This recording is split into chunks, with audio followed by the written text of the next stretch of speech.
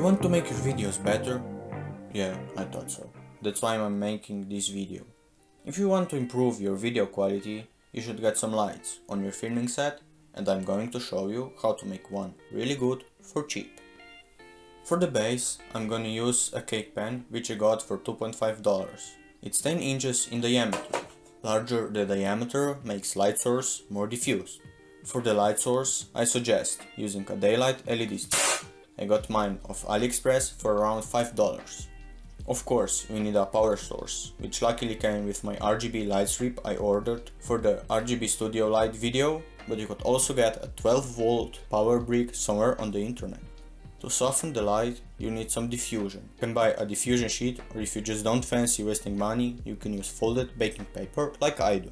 I'll start with peeling back the paper to reveal the adhesive from the light strip, and then stick it to the cake pan and start rotating it. You don't have to make it perfect, since gaps are going to allow light to reflect off the pan.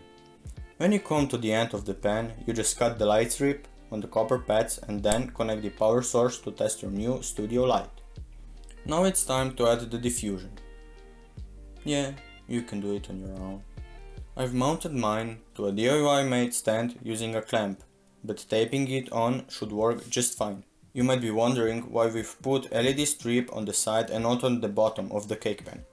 Yeah, I know no one is wondering that, but still. This way, light reflects more, so the light is not so direct and harsh, but more diffused and soft. Now I will show you why you don't want to use RGB strip instead of the daylight one. As you can see, RGB white is more like a blue. Hey, wait, what?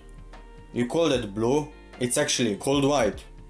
It's my video, so